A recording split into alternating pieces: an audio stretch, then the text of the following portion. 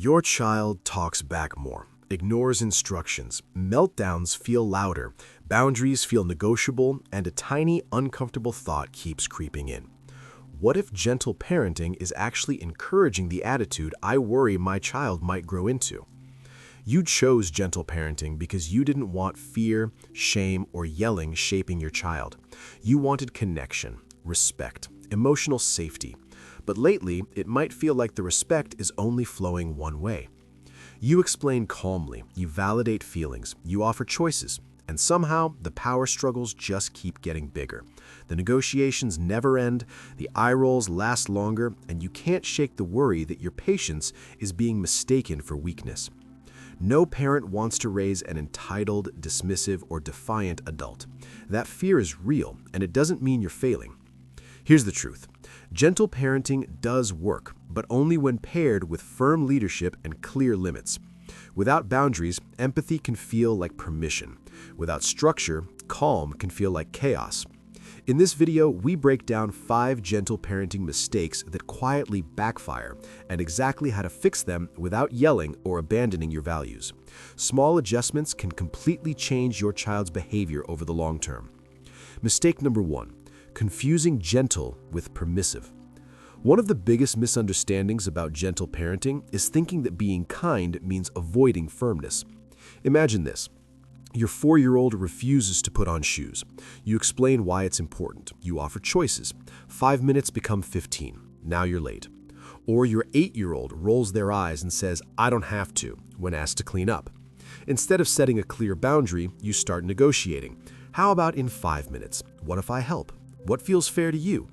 It feels respectful, it feels patient, but slowly something shifts. Your child learns that instructions are optional, limits are flexible, and persistence will eventually wear you down. Gentle parenting does not mean endless negotiation. Kids actually feel safest when boundaries are clear and consistent. Saying, "I won't let you speak to me that way," or "shoes on now, I'll help you," isn't harsh. It communicates leadership. Permissive parenting says, "Do what you want." Gentle parenting says, "Your feelings are valid and the limit still stands." When you replace negotiation with calm, confident limits, behavior often improves faster. Not because you're controlling your child, but because you're showing them where the edge is. Children push boundaries to feel secure. If the boundary keeps moving, they keep pushing. Being firm doesn't damage connection, it protects it. Empathy plus clear limits builds respect, and when those two work together, attitudes start shifting in ways you didn't think possible. Mistake number 2, over-explaining everything. When your child is upset, it's natural to want them to understand why something can't happen, so you explain, and explain, and explain some more. Your 3-year-old screams because they can't have candy before dinner. You give a full lesson on nutrition, blood sugar, and healthy habits. They scream louder. Your 9-year-old is furious about turning off the tablet. You explain sleep, brain development, school performance. They argue back with more energy. Here's what's happening. When a child is emotionally flooded, their logical brain is offline. In the middle of a meltdown, long explanations don't calm them, they overwhelm them. Gentle parenting encourages communication, but timing matters. When emotions run high, children need containment, not conversation. Instead of long speeches, use fewer words and a stronger presence. "I know you're upset. Candy isn't happening. You're frustrated. The tablet is off." Notice what's missing? The debate. Over-explaining often invites negotiation. It signals that the decision might still be open for discussion. This doesn't mean you never explain. Teaching is important, but it happens later, when everyone is calm. Earlier was hard. Let's talk about it. Children don't need a courtroom argument. They need a confident leader who can hold the boundary without turning it into a lecture. Mistake number 3, avoiding consequences. Many parents fear that enforcing consequences feels harsh, but avoiding them is one of the biggest ways gentle parenting backfires. Your 5-year-old refuses to clean up toys.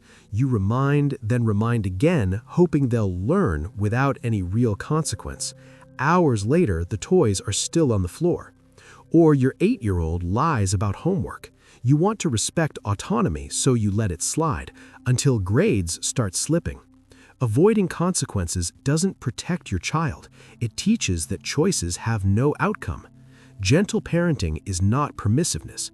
Consequences are essential for teaching accountability and responsibility. The trick is natural or logical consequences, not punishment. Natural consequence: your child refuses a jacket on a chilly day and feels cold. They learn the link between choice and result. Logical consequence: your child refuses to pick up toys, so those toys are temporarily unavailable. It's related, fair, and respectful. Consequences should never be about shame or control. Instead, they show cause and effect. Since the toys weren't put away, they'll stay in the basket until tomorrow. Being clear about consequences is a form of respect. It sets expectations while keeping your connection intact. Gentle parenting works best when love and limits go hand in hand. Without consequences, limits are invisible. With consequences, limits are meaningful, and children learn to respect themselves and others. Mistake number 4, trying to be calm 100% of the time. Many parents think gentle parenting means staying perfectly calm, always. Your 3-year-old screams at bedtime, you suppress frustration and force a smile, feeling like a failure. Your 8-year-old pushes every boundary, and you hide irritation to maintain calm authority. Children sense authenticity. If you suppress emotions, they pick up tension and inconsistency. They learn emotions are bad or must be hidden. Gentle parenting isn't perfection, it's emotional regulation and modeling healthy feelings. Showing that it's okay to feel upset while still holding boundaries teaches resilience. Example: child, I hate you. You, I feel frustrated when you yell. You need to use your words instead. You're honest, calm, and clear. This teaches children to process emotions safely while respecting limits. Trying to be calm 100% of the time can lead to burnout and passive reactions. Kids notice when patience stretches thin and test boundaries more. The key? Be calm but human. Show emotions safely. Gentle parenting is about consistency, not perfection. Mistake number 5, ignoring your own needs. Gentle parenting often focuses so much on the child that parents neglect themselves. You skip meals, forego rest, and ignore your own stress to be patient. But children pick up on tension. Your nervous system is connected to theirs. Imagine a tired parent trying to reason with a child refusing homework or a toddler throwing a tantrum. The parent snaps, feels guilty, and wonders how it all went wrong. Self-care isn't selfish, it's essential. Regulating your own emotions provides a secure container for your child. Kids thrive with steady, confident, human parents.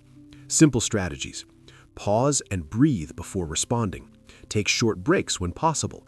Maintain routines that refill your energy. Modeling self-care communicates boundaries and emotional awareness. Gentle parenting isn't just patience toward your child, it's patience and care for yourself. Conclusion: gentle parenting is powerful, but not flawless. The 5 mistakes we covered, confusing gentle with permissive, over-explaining, avoiding consequences, striving to be calm 100% of the time, and ignoring your own needs, can quietly backfire if left unchecked. The solution isn't abandoning empathy or connection, it's integrating structure, clarity, boundaries, and self-care alongside kindness. Small adjustments make a huge difference. Your child can respect limits without fear, understand cause and effect without resentment, see emotions modeled in healthy ways, and you can feel confident, not exhausted in your parenting. Gentle parenting works when love and leadership go hand in hand. It shapes children who are respectful, resilient, and emotionally intelligent, the opposite of what you feared when you started.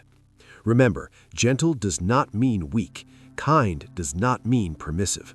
By applying these lessons, you can raise children who thrive while keeping your connection strong. If you enjoyed this video, don't forget to like, comment, subscribe, and turn on notifications. It really helps the channel grow and lets you see every new video first.